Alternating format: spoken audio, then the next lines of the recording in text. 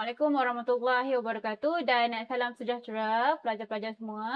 Nama cikgu ialah Cikgu Nurul Syatira binti Abdul Manap. Cikgu mengajar di Sekolah Menengah Kebangsaan Bandar Bukit Kayu Hitam. Hari ini kita akan bincang tentang matematik tingkatan 4, bidang perkaitan dan algebra, tajuk 7.0 graf gerakan. Standard kandungan adalah graf laju masa. Standard pembelajaran ada dua, iaitu 7.21 melukis graf laju masa, 7.2.2 membuat perkaitan antara luas di bawah graf laju masa dan jarak yang dilalui dan seterusnya menentukan jarak. Okey, cikgu harap di akhir pembelajaran murid-murid dapat melukis graf laju masa dengan betul.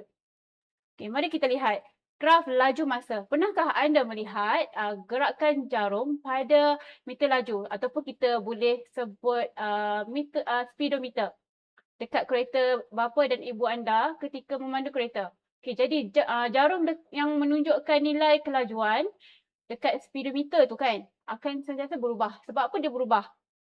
Dia akan menunjukkan nilai kelajuan pada pedal minyak ataupun pedal minyak ditekan.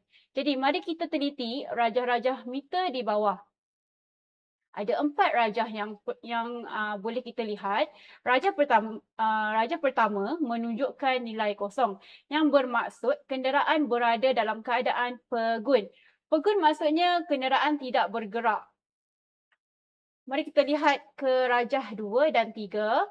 Kita lihat di situ ada peningkatan nilai kelajuan daripada 60 kepada 100. Penilaian kelajuan. Maksudnya di sini kelajuan kenderaan semakin bertambah. Pada kelajuan rajah keempat, nampaknya dia berkurang daripada 100 ke 20. Ini menunjukkan halaju berkurang berbanding rajah 3 dalam tempoh masa yang tertentu. Jadi, kadar perubahan laju sesuatu gerakan, kita boleh gambarkan dengan menggunakan melukis graf laju masa.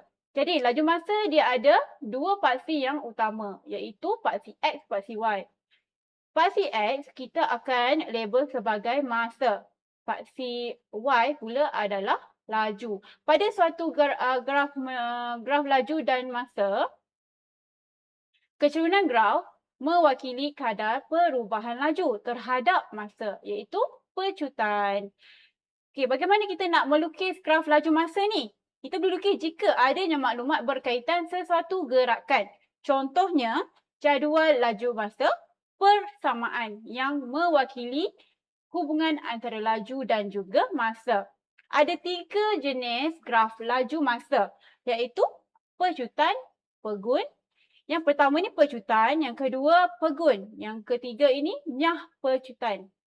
Okey, kita tengok yang satu-satu. Pecutan graf adalah positif. Kalau anda lihat di sini dia menaik kan yang biru ni. Menaik maksudnya graf itu adalah positif. Dia menunjukkan laju objek tersebut bertambah mengikut masa. Masa di sini 0 hingga 5 saat. Dia meningkat dalam masa 5 saat. Okey, yang kedua adalah laju seragam. Dia seragam pada 8. Pada laju 8 lah. Seterusnya yang ketiga adalah nyah laju. Dia menurun. Jadi ini kita dapat tengok dia punya kecerunan negatif. Okey, laju objek semakin berkurang. Sehinggalah dia berhenti dan kena dengan paksi X. Di sini kena di paksi X, iaitu di 5. Seterusnya, mari kita lihat salah satu contoh yang cikgu sediakan di sini. Lukis graf laju masa berdasarkan situasi berikut. Jadual menunjukkan laju suatu zarah dalam tempoh 18 jam. Ini dia punya keyword dia sampai 18. Jadi kita buat kotak, ada 5 kotak. Okey, kita kena tentukan yang mana satukah paksi XY. Okey, ingat paksi X adalah masa, paksi Y adalah laju. Jadi, gunakan skala yang teratur dan sesuai. Okey, sambungkan setiap titik menggunakan pembaris. Okey, plotkan semua menggunakan simbol X kecil je. Okey, jangan buat titik. Okey, tak boleh buat titik. Sorry. Okey, seterusnya kita tengok yang sebelah ni pula. Okey. Pertama sekali kita perlu lukis paksi XY menggunakan skala yang betul. Seterusnya kita plot. Okey, plot. Okey, kita tengok di sini macam mana cikgu plot. Ini 1 dengan 100. 1 mewakili X. 100 mewakili Y. Okey, jadi 1 di sini kita lihat di paksi X. 100 kita tengok dekat paksi Y. Jadi dia titik bertemu dia di sini kan. So kita buat X. Sama juga untuk semua koordinat. Okey, dia ada 5 koordinat. Jadi mesti ada 5 juga titik.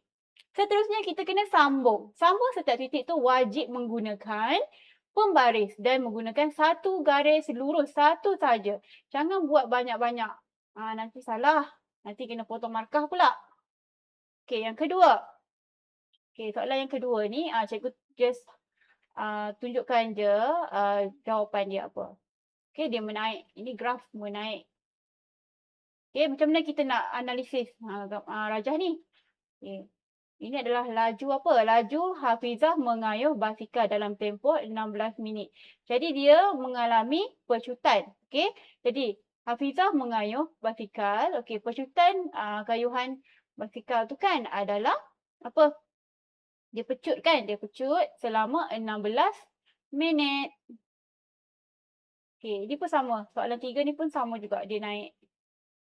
Seterusnya, bagaimana kita nak melukis graf menggunakan persamaan? Di sini diberi persamaan. Okey, diberi persamaan dia adalah V sama dengan 400 tolak 80 80 T. Ni. Dan cikgu dah tuliskan dekat sini. Cikgu bulatkan ni. Okey, kita akan guna persamaan ini untuk hasilkan titik-titik dia. Okey, at least buatlah 6 koordinat. Buat kotak lah kalau boleh. Seterusnya, menggunakan persamaan ini, kita masukkan nilai T. Okey, nilai T. Dan kita tengok juga range dia. Daripada 0 hingga 5. So, kita guna je 0. So, bahagian T ni kita masukkan 0. 1, 2, 3, 4, 5 sampai seterusnya. Dan kita dapat nilai ni. Jadi, nilai ini kita masukkan dalam kotak. Bila masukkan dalam kotak, barulah kita boleh lukis seperti langkah yang cikgu dah terangkan sebentar tadi. Seterusnya, okey. Ini dia punya persamaan adalah ini. V sama dengan 7T. Pendek je dia punya persamaan. Jadi dekat bahagian T ni, okey, T ni kita masukkan nilai 0. Sebab apa 0? Kita nak pilih 0 kan? Dia daripada 0, range dia 0 hingga 5. 0 hingga 5. So, kita guna 0 dulu. Lepas tu kita masukkan 1, 2, 3, 4, 5. Okey, jawapan yang terakhir dia yang ni kan? Jadi yang ini masukkan dalam kotak. Okey, awak kena tahu basic persamaan linear. Okey, bila cikgu dah masukkan, awak boleh lukis dengan baik. Pastikan tidak cuai. Okey, elakkan cuai. 1, 7. Jadi dia bertemu di sini. Okey, lepas awak plot-plot, kita terus sambungkan guna pembaris. Okey, selesai. Seterusnya, standard pembelajaran yang kedua yang cikgu akan ajar adalah 7.2.2. Di akhir pembelajaran, cikgu harap murid akan dapat membuat perkaitan antara luas di bawah graf laju masa dengan jarak yang dilalui dan seterusnya menentukan jarak dengan betul. Kita tengok apakah perkaitan antara luas bawah graf dan juga jarak yang dilalui. Jadi di sini ada dua jenis graf. Okey, dua jenis graf. Jarak melawan masa,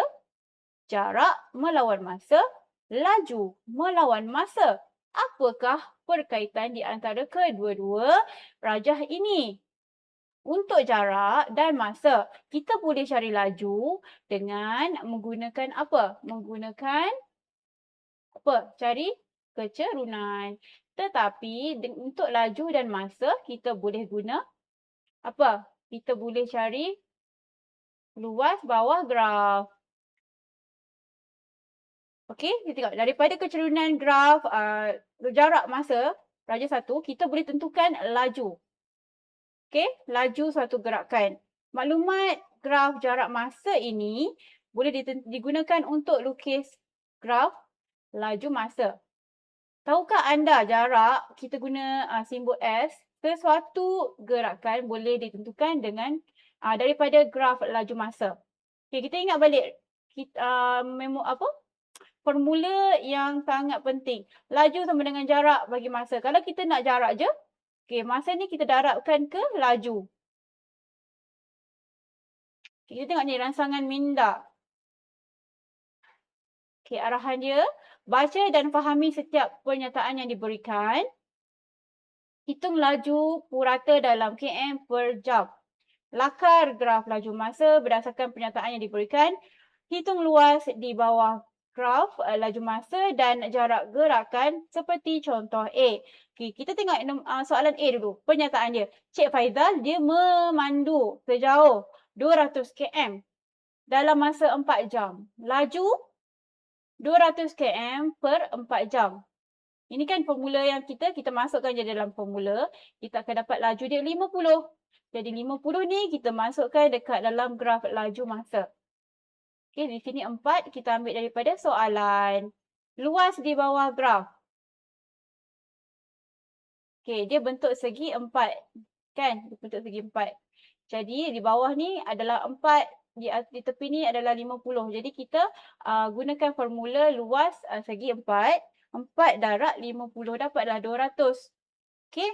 Yang jarak ni pula kita guna formula yang kita ingat tadi itulah laju bagi masa kan. So awak akan dapat nilai yang sama. So B. Okey, kita ulang balik lah. Kita ulang siaran untuk soalan B. Sebuah bas bersiaran bergerak 150 km dalam masa 2 jam. Jadi kita masukkan dalam formula laju jarak per masa. Okey, jarak dia 150, masa 2 jam. Bahagi, dapatlah jawapan dia 75.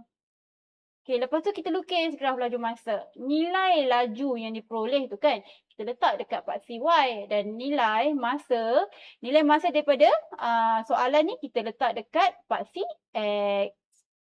Seterusnya nak buat apa? Dah siap dah lukis kan? Lepas tu kita cari luas di bawah graf. Di sini ni lebih jelas lah. Tadi cikgu lukis tak cantik kan? Ni nampaklah segi 4 kan? Segi 4 cikgu keluarkan daripada graf. Segi 4. Atas ni 2. Bawah 2 jugalah sebab segi 4 kan?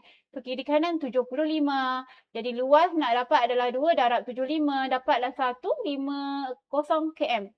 Jarak pula. Kalau kita masukkan dalam formula kan? Kita masukkan dalam formula jarak dia mesti sama kan? Ini dapat benda yang sama. Apa maksud dia? Daripada sini kita buat kesimpulan bahawa nilai luas di bawah graf laju masa adalah sama dengan jumlah jarak yang dilalui bagi tempoh masa yang sama. Ataupun kita boleh guna persamaan ni lah. Okay. Luas di bawah graf dia akan sama dengan jarak yang dilalui. Jadi awak mesti tahu formula bagi setiap bentuk-bentuk macam mana kita nak cari luas dia. Okey, yang ni segi 4 panjang kali lebar, segi 3. 1/2. 1/2 darab tinggi, darab tinggi darab tapak. Walaupun disengit macam mana pun, kalau dia bentuk segi 3, boleh je guna. Okey, ini tapak, ini tinggi. Okey. Lepas tu luas trapezium, ini bentuk trapezium lah. Mesti ingat. Okey. Hasil tambah dua sisi selari. Maksudnya contoh sini A, sini B, sini C. So, contoh 1/2 darab hasil tambah. Yang mana yang selari? AB ke AC ke CB? AB kan? AB dia selari kan? Selari. So, A tambah B. Darab dengan tinggi C. So, awak kena kenal pasti yang manakah sisi yang selari. Seterusnya, contoh latihan. Ini adalah bentuk segitiga daripada graf. Kalau kita keluarkan, bentuk dia adalah segitiga kan? So, tinggi dia 10.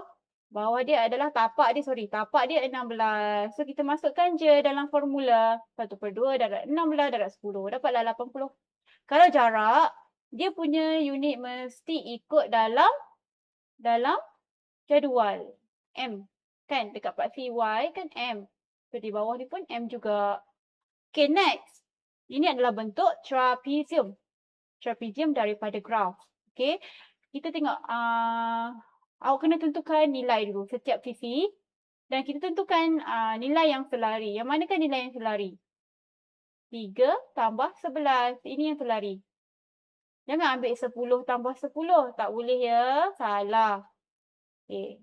So 1/2 darab 11 tambah 3. Buat kurungan ya. Pastikan masa awak masukkan dalam kalkulator, awak masukkan juga kurungan. Darab dengan 10. Dapatlah 70 km. Tadi meter kan? Ni km. Sebab apa km? Dalam jadual dia km. Jadi jangan keliru, jangan cuai. Next. Sekian, terima kasih. Itu saja.